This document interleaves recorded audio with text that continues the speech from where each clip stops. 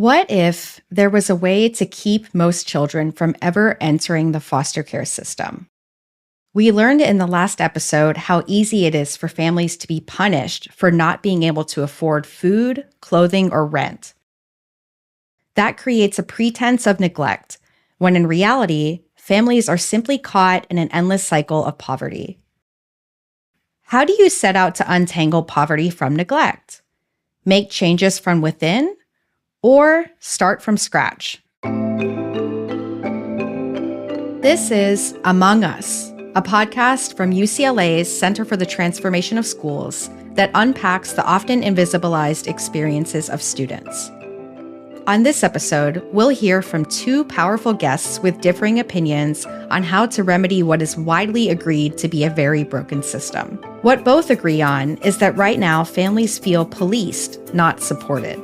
Teachers are in charge of deciding whether they are looking at a kid suffering intentional, malicious neglect or a kid in critical need. But here's the thing. Since Black and brown families are more likely to experience poverty, this corrupts the reporting system from the start, causing more kids of color to be taken from their homes. So how do we fix it? How do we create change? Do we repair the house or completely deconstruct it? Let's dig in.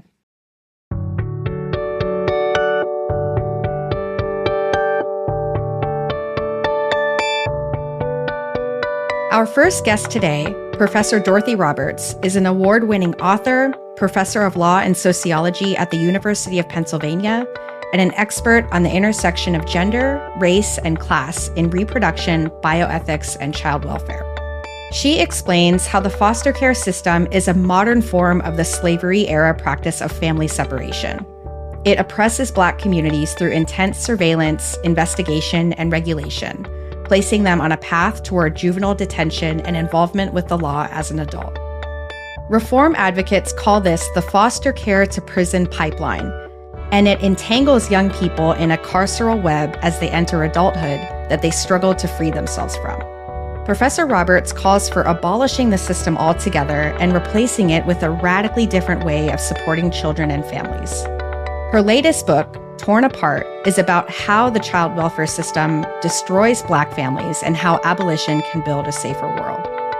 Let's listen to the conversation between Professor Roberts and CTS co-faculty director, Dr. Tyrone Howard. I have the good honor, and I'm kind of nervous here because I'm kind of fanboying for a second. I'm fanboying because I've got a guest who she doesn't know, but I just have held in high regard for a very long time. Someone who I think has been a true intellectual giant, someone who has been willing to stand up and speak truth to power, a scholar who has been willing to really kind of press the issues on issues in race and child welfare. Dr. Roberts, thank you for joining us. Welcome, welcome, welcome. Thank you so much. And I'm honored to be on your podcast. I'm so honored to have you here. I only got 30 minutes with you, but I could probably talk to you for hours. So I'm just going to jump in because there's so much I want to talk to you about.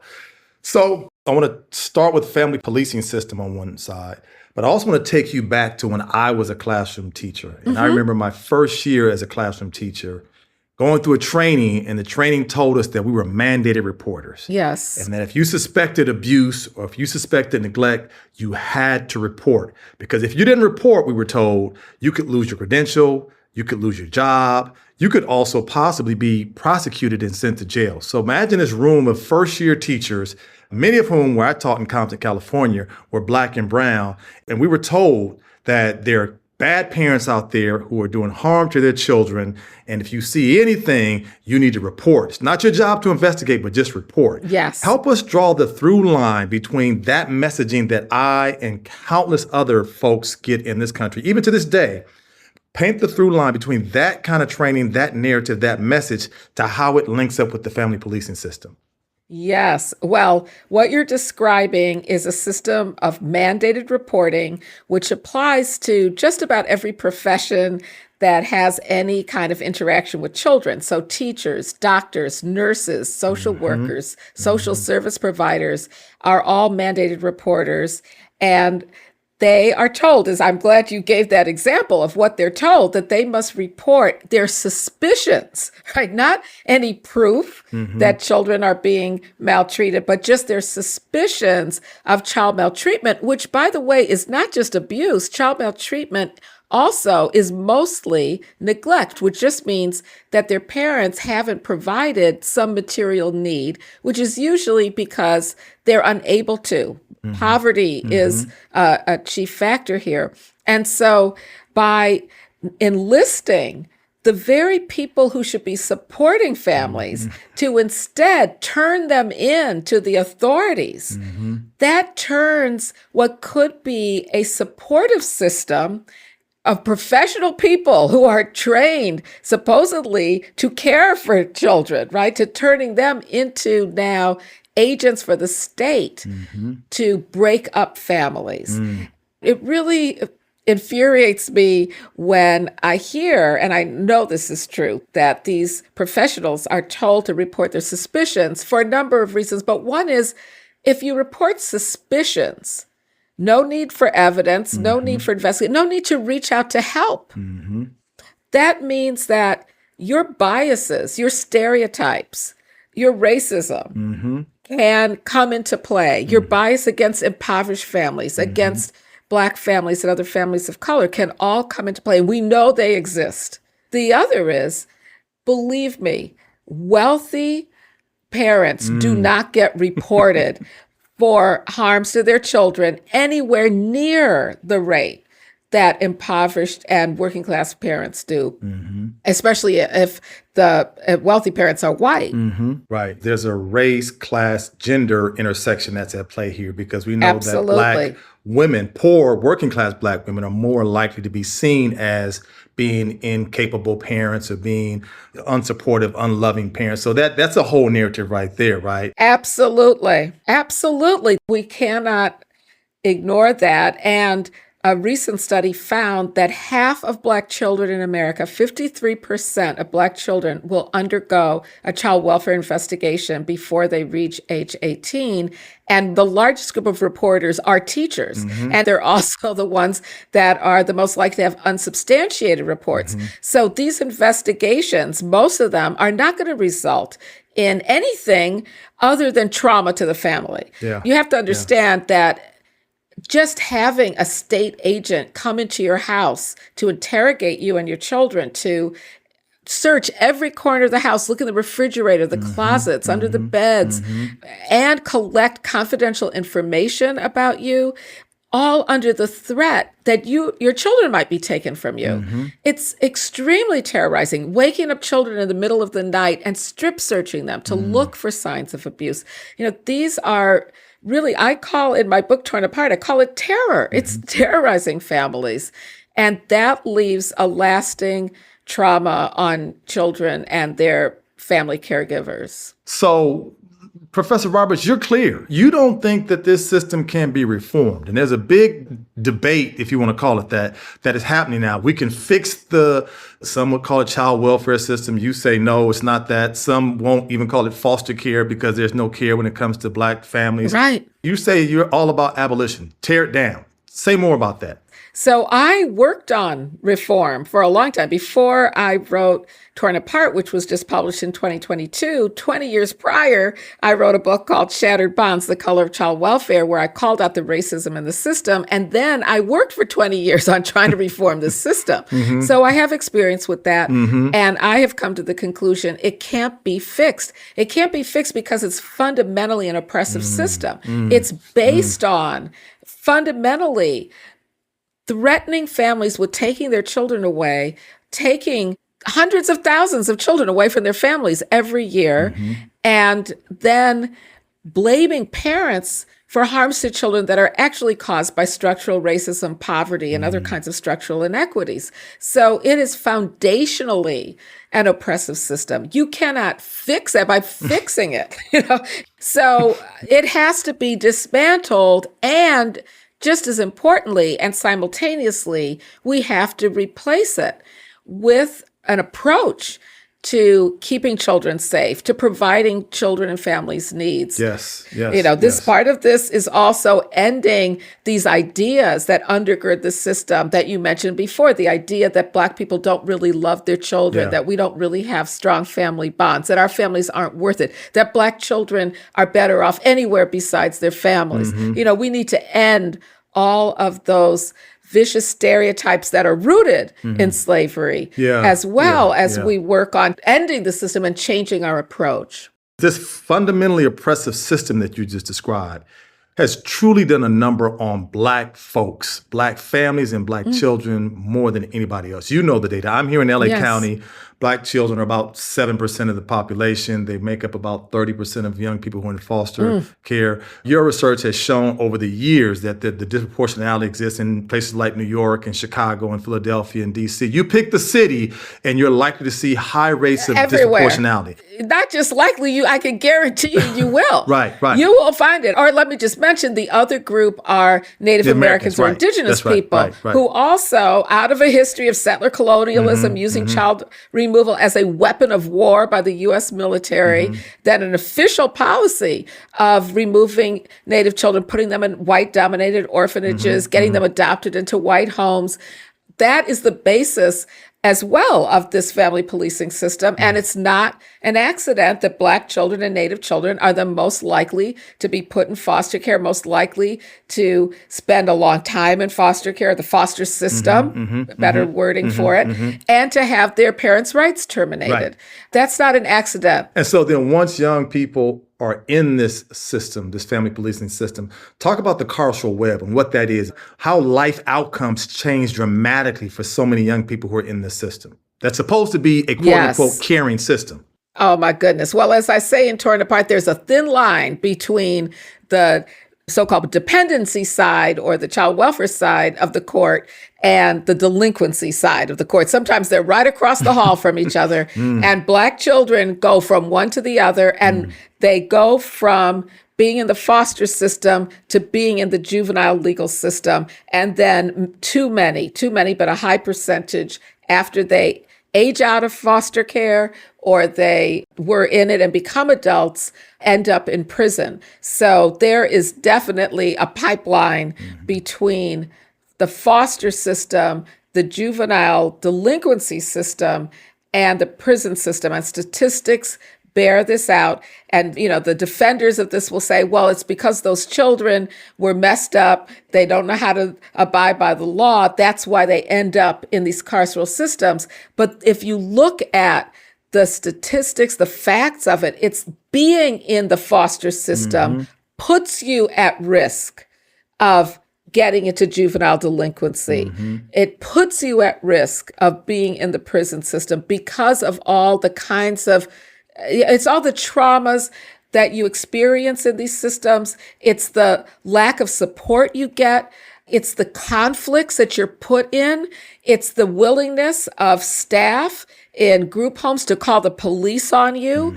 And then judges who look at children in the foster system differently than they look at children who aren't. So children in the foster system are going to get more severe sentences. They're going to stay in juvenile detention longer.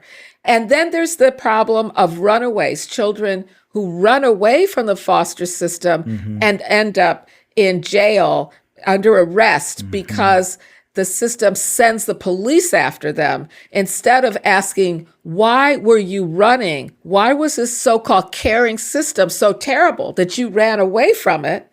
They punish them. Dr. Roberts, I want to thank you for not only doing the incredible and influential and transformative work that you've done, but for coming onto our podcast and enlightening our listeners. I can't say thank you enough.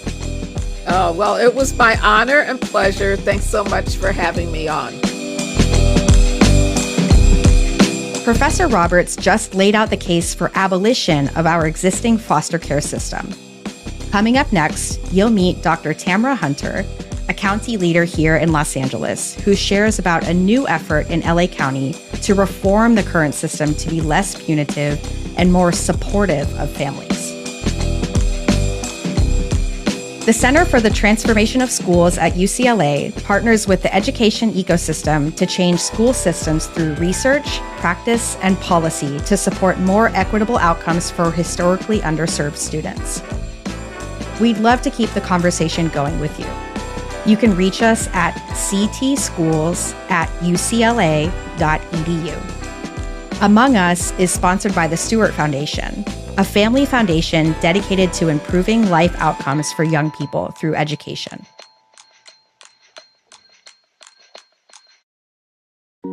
Through partnerships with outstanding and innovative organizations, CTS is dedicated to fostering change in our educational systems. My name is Sophie Finelli. I'm the president at the Stewart Foundation. My first job out of law school was to work at the ACLU of Southern California in Los Angeles.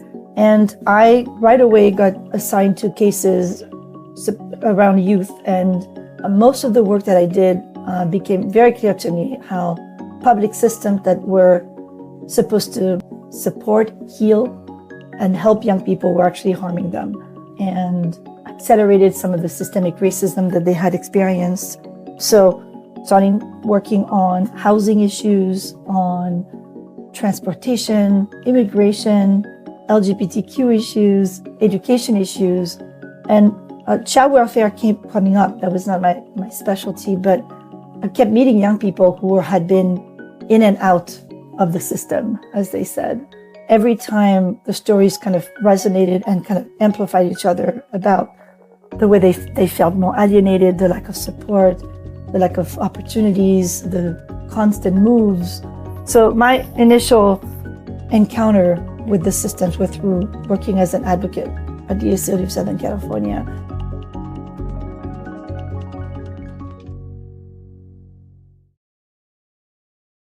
Dr. Hunter echoes many of Professor Roberts' comments about the harm created by mandated reporting practices, the conflation of neglect and poverty, and the parallels between modern foster care and slavery. She explains who these mandated reporters are and champions a shift from mandated reporting to mandated supporting. She's worked to improve the lives of Los Angeles County's most vulnerable children and families for more than 2 decades, with experience designing, implementing, and managing child welfare programs. She is the interim executive director of the Prevention and Promotion Systems Governing Committee in LA County.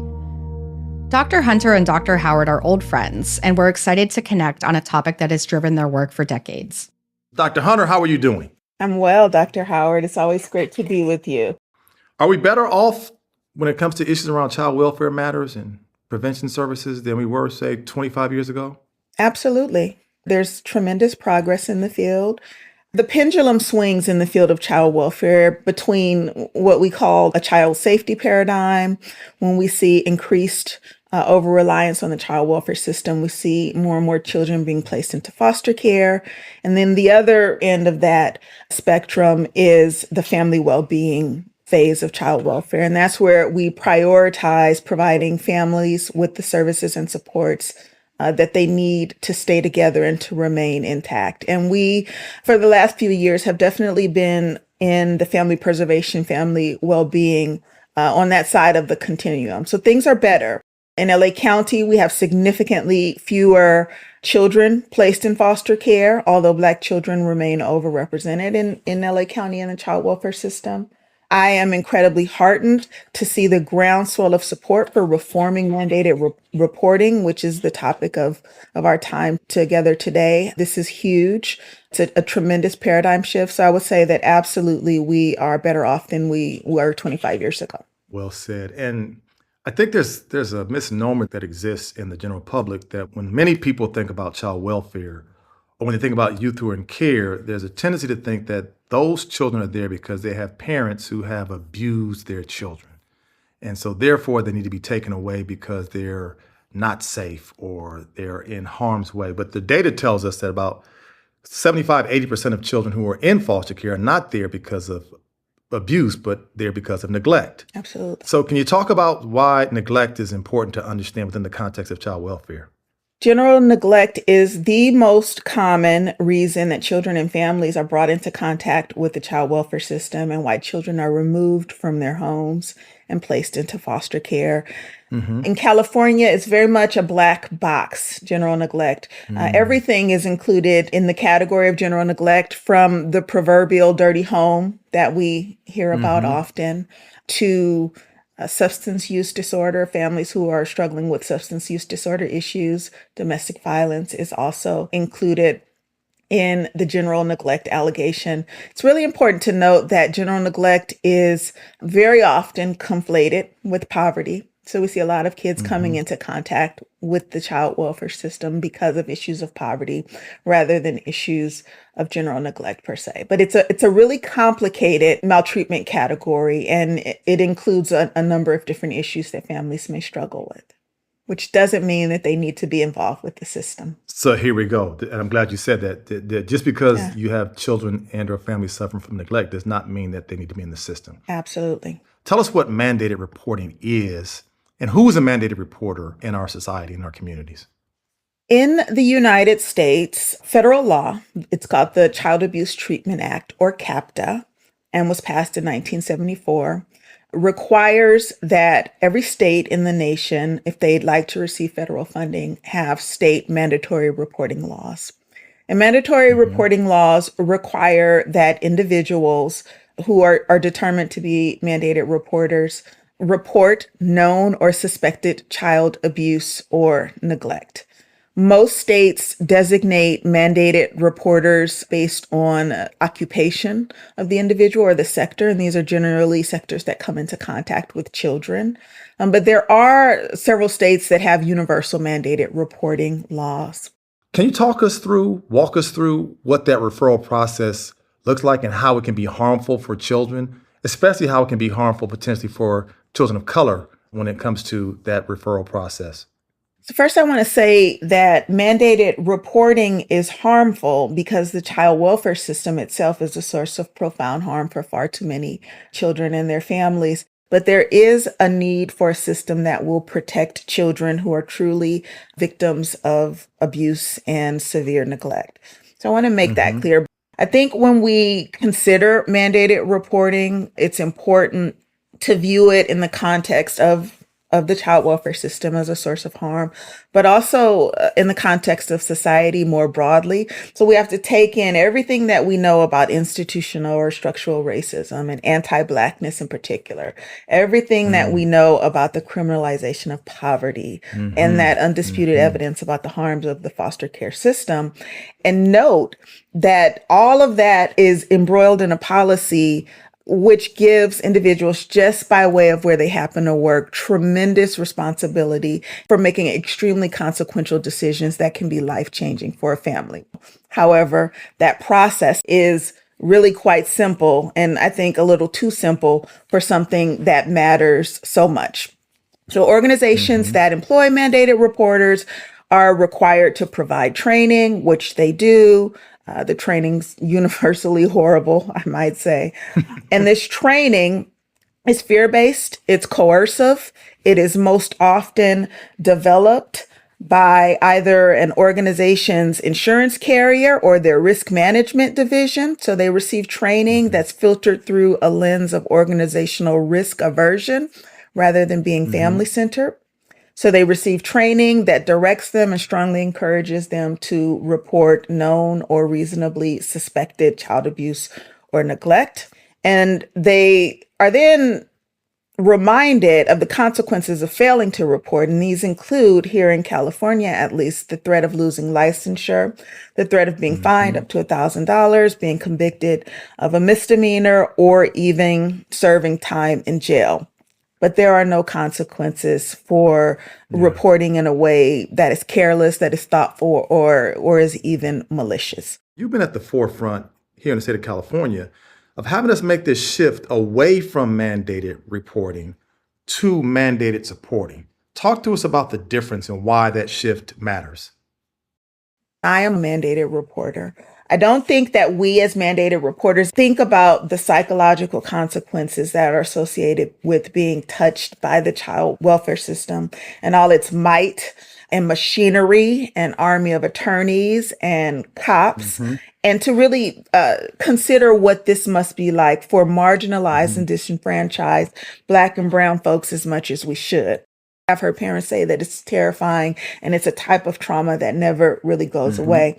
And when I talk about this work, I always like to lift up the fact that for Black and Indigenous families in particular, interactions with the child welfare system take us back to a time in the not too distant past in which family separation was weaponized and it was used as a tool of oppression. Another reason that mandated reporting is harmful and such a misguided policy is that it disrupts the trust that families should have in institutions within their communities that they should be able to turn to in times of need, like schools. And that, in fact, makes children less safe. So if a family is afraid, if a parent's afraid to go out and seek the help that they need for fear of being reported, we are actually increasing risk to children. Every investigation by a child welfare agency that's made by a mandated reporter is one strike on that family's record,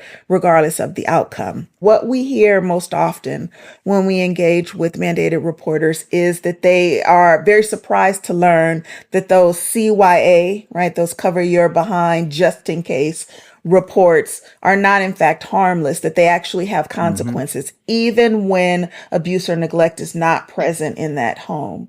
And with enough of these investigations, even if they never find abuse or neglect, it will eventually have an impact and will bring that family into contact with the child welfare system.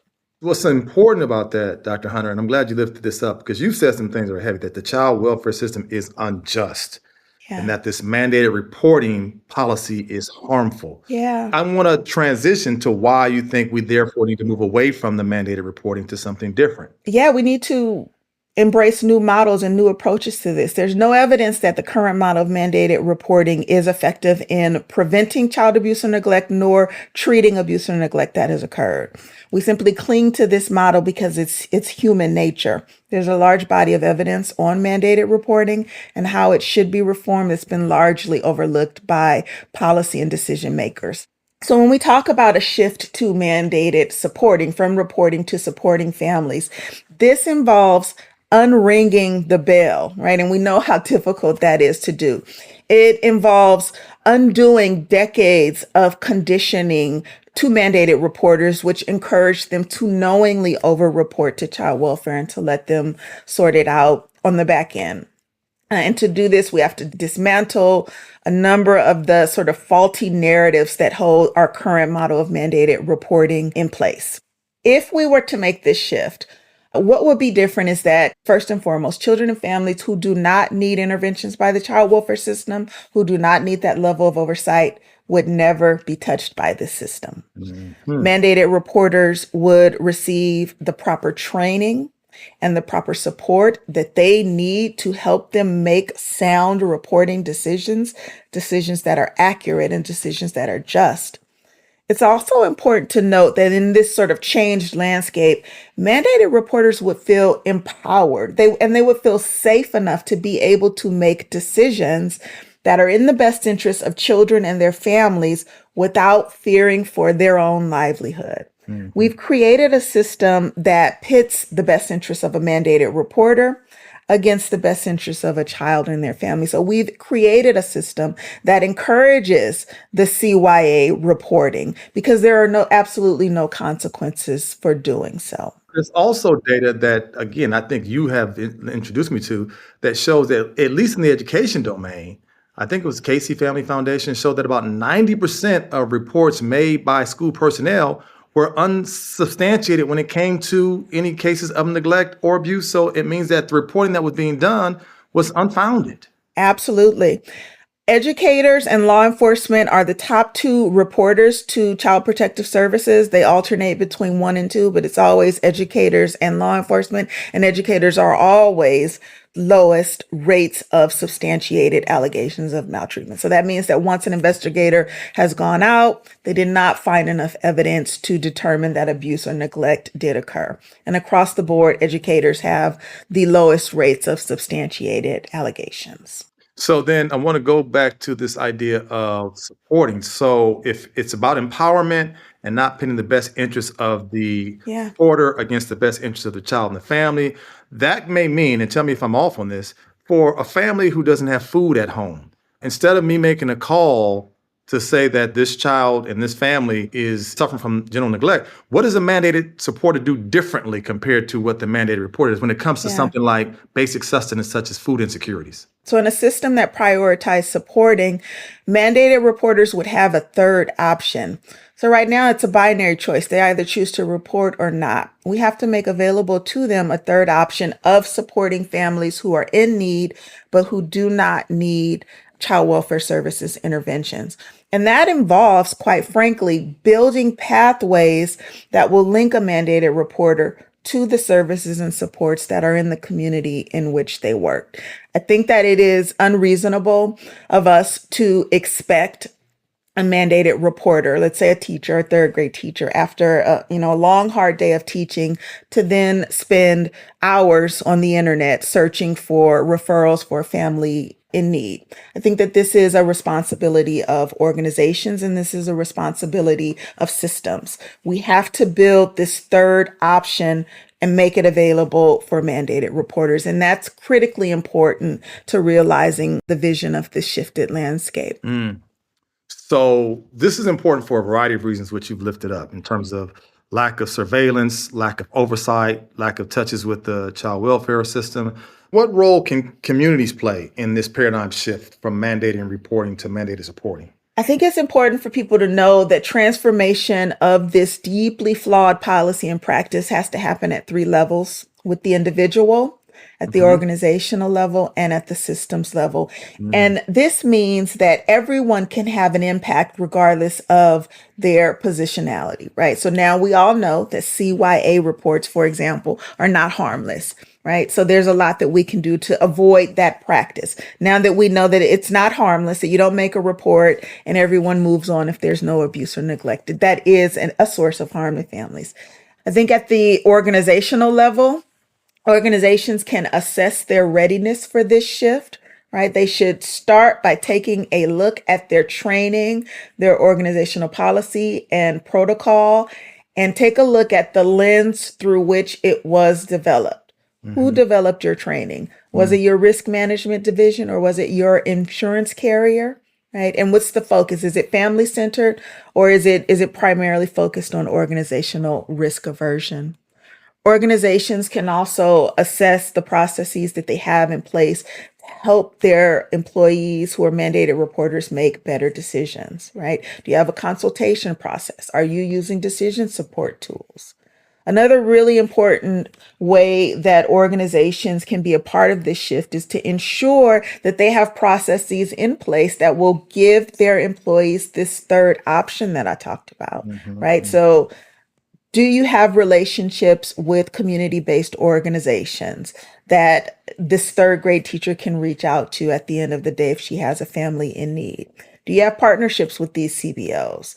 If you don't, what can you do to identify organizations in your community and establish those relationships? I think at the systems level, that policymakers can consider everything that we talked about and all that's been lifted up, and they can use their power to introduce laws and policies that are evidence-based and will right some of the wrongs of mandated reporting. Well, Dr. Hunter, I can't say thank you enough, number one, for the work you've done for children and families across this county and this state. But I also want to thank you for joining us on our podcast here. I think there's a lot of jewels you lifted up for our listeners that they can take away, so we can all play an active role in helping to support children and families and to keep them safe. So thank you so much. Thank you, Dr. Howard, for all that you do.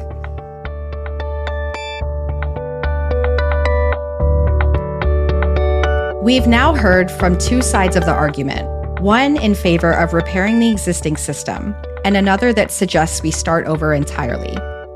Whatever approach you align with, there are opportunities to get involved.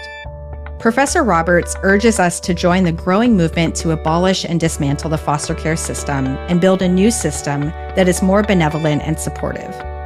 If this resonates with you, we encourage you to find organizations near you that are advocating for abolition, like the Upend movement, and explore how you can support their work. Are you someone who holds a role in the foster care system, or maybe you know somebody who does? Dr. Hunter just laid out specific action steps for individuals, organizations, and systems to improve the current foster care system so that it can better serve and support children and families.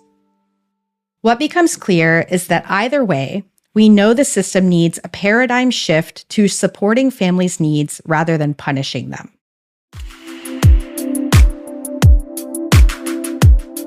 This is Among Us. Thanks for listening. I'm your host, Geneva Sum. Among Us is a podcast by the Center for the Transformation of Schools in the School of Education and Information Studies at UCLA. Caitlin McAloon is the production coordinator. Elizabeth Wyndham is the supervising producer, and Julia Wyndham is the editor. The senior producer is Jay Woodward. Our theme music is Pillar by Shimmer. For more information about this week's episode, go to transformschools.ucla.edu. You can find all of our links in our show notes. If you have any questions or feedback for us, email us at ctschools@ucla.edu. And please follow, rate, and review on Apple Podcasts, Spotify, or YouTube.